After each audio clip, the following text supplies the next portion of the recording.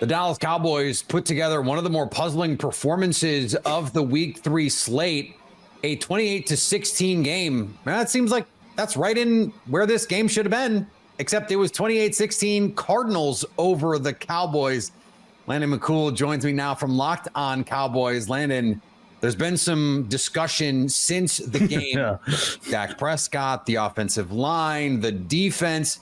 Where do you lay the lion's share of the blame for this one?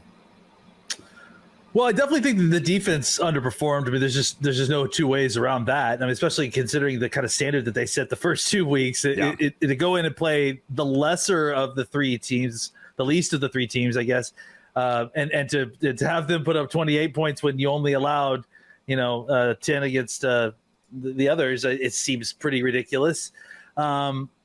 I think, so defense definitely is probably first off the bat, but honestly, going back and watching the game, it felt like they kind of righted the ship after a while. And in the first half, it was all defensive penalties, basically. The Cowboys had 10 penalties for like 74 yards or something in the first half. And then the defense couldn't manage to stop the Cardinals.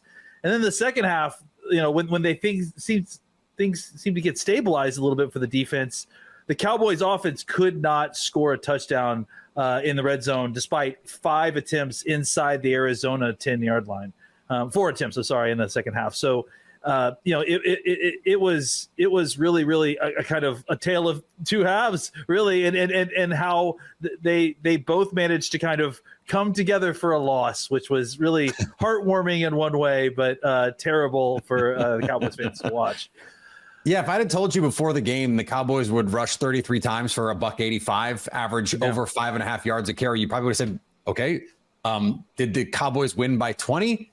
And so that does lead us to the passing game with Dak Prescott. And yeah, they were missing more than half of their starting offensive line. But what happened to this passing game?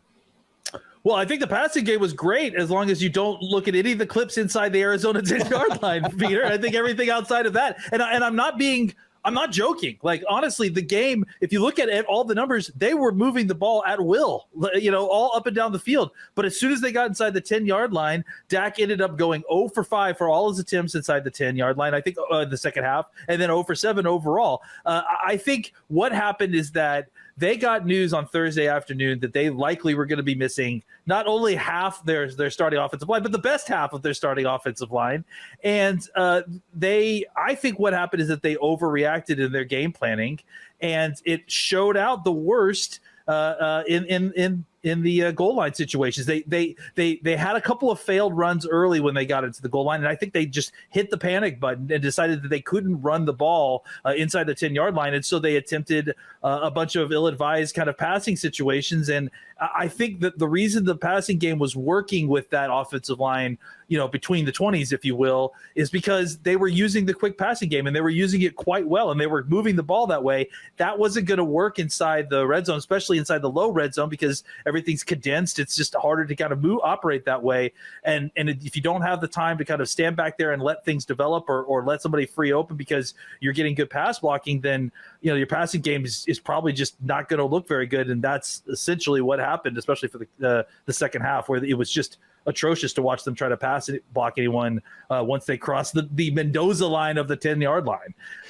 Yeah, and it doesn't get any easier for the Cowboys over the next 5 weeks. They have to play very good Patriots defense, so you got to get this offense in the red zone figured out. Then you got to play the Cowboys, Chargers, Rams, and Eagles in consecutive weeks. So how does Dallas get this figured out?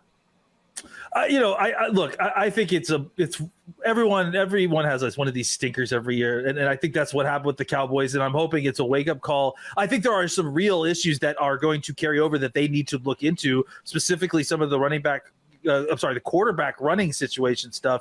We saw Dobbs run all over the Cowboys. I think he had a 44-yarder in the first quarter that really kind of set the tone. There were several other runs where he was able to, skip free through holes in the pocket because they had the rushers on different levels, so it created a crease for him to slip through. I think those are real issues that the Cowboys defense is going to have to work through. I think the offense, it's a small sample size for the red zone, and I think that really having not half your offensive line in the game, especially like I said, Tyron Smith and Zach Martin, like these are guys that make a difference in the game. I think that will likely help with a lot of the red zone stuff, because this was a team that was one of the better red zone teams in football last year.